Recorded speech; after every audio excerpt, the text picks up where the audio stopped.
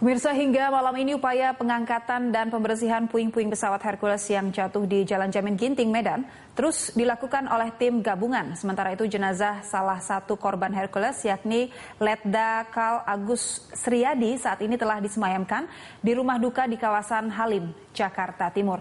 Untuk mengetahui perkembangan terkini dari lokasi jatuhnya pesawat Hercules, kita bergabung dengan Andika Perdana di Medan, Sumatera Utara. Sementara itu sudah ada juga rekan Mario Delima saat ini berada di rumah duka salah satu korban di kawasan Halim, Jakarta Timur. Kita bergabung terlebih dahulu dengan Andika Perdana di Medan, Sumatera Utara.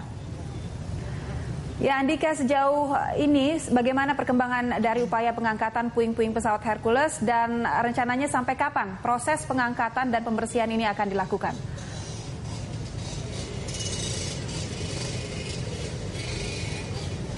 Proses pemindahan termasuk puing badan pesawat dari Hercules C-130 TNI Angkatan Udara utamanya telah selesai dilaksanakan dan sudah dihentikan pada malam hari ini.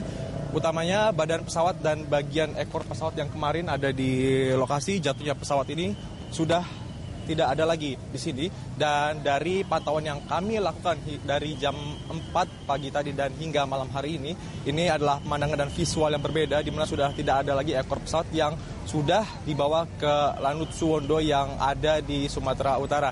Lalu dari pantauan kami di sini bahwa ini mengenai evakuasi dan pemindahan puing ataupun badan pesawat dilakukan dan dihentikan pada malam hari ini puing-puing kecil pesawat karena tadi di kawasan ini sempat turun hujan yang cukup besar.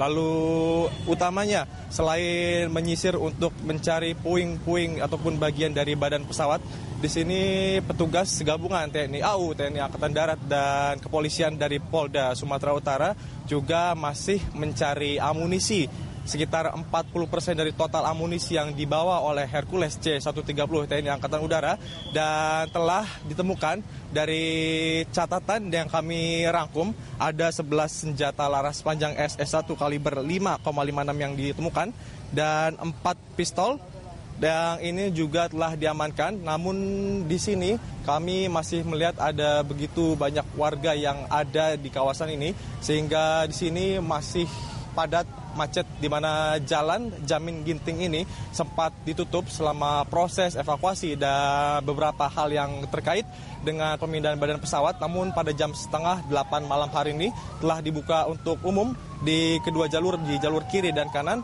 Namun sempat tadi terjadi kembali lagi ketidaktertiban di mana di sini warga sempat juga mengganggu dan merepotkan petugas yang bertugas di kawasan ini.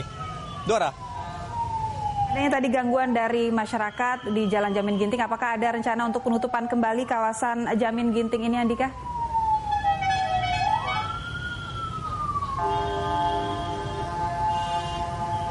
Sementara hingga malam hari ini jalan masih akan dibuka untuk umum dan dari pantauan dan pernyataan yang disampaikan oleh TNI Angkatan Udara bahwa proses evakuasi lalu nanti akan dilakukan pencarian untuk amunisi dan senjata yang ada di kawasan ini akan dimulai kembali pada besok jam 8 pagi dan ini artinya masih ada PR ataupun pekerjaan yang banyak bagi petugas gabungan termasuk dari TNI Angkatan Darat dan Angkatan Udara yang masih bersiaga di kawasan ini hingga bahkan sejak kemarin tengah malam.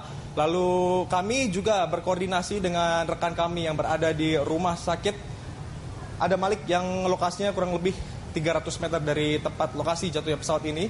Ada total 47 jenazah jasad yang telah dibawa untuk diterbangkan ke halaman ataupun kampung rumah mereka masing-masing. Dari ini lokasi yang kami pantau sejak jam 4 pagi tadi juga sudah tidak terlihat lagi ada puing-puing pesawat besar dan roda pesawat yang tadi masih ada sekitar jam 10 pagi dan tentu masih perlu dilakukan pengawasan di tempat ini untuk sterilisasi agar orang umum masyarakat di Medan ini tidak sembarangan dan masuk ke kawasan ini. Dan yang menjadi catatan juga di sini sejumlah perbaikan telah dilakukan termasuk penerangan jalan yang sudah diperbaiki oleh dinas setempat dari Kota Medan, Sumatera Utara. Sementara demikian kami kembalikan ke studio di Jakarta. Ya, terima kasih Andika dan pemirsa. Sekarang kita bergabung dengan Mario Delima yang berada di salah satu rumah duka